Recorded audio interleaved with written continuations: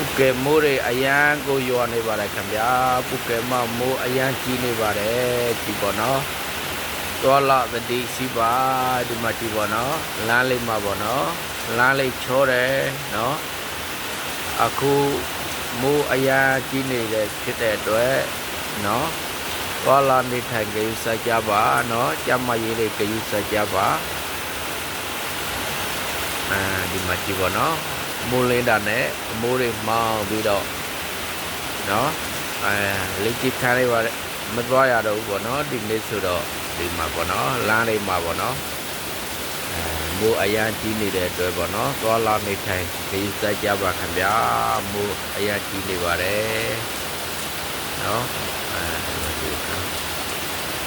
ဟုတ်ကဲ့ပါခင်ဗျာဒီမှာကြည့်ပေါ့နော်ဒါကြောင့်မို့လို့မိုးကြီးနေတယ်လို့ဒီမှာကျွန်တော်တို့တင်ဆက်ပြသပေးလိုက်ပါခင်ဗျာအားလုံးကျေးဇူးတင်ပါတယ်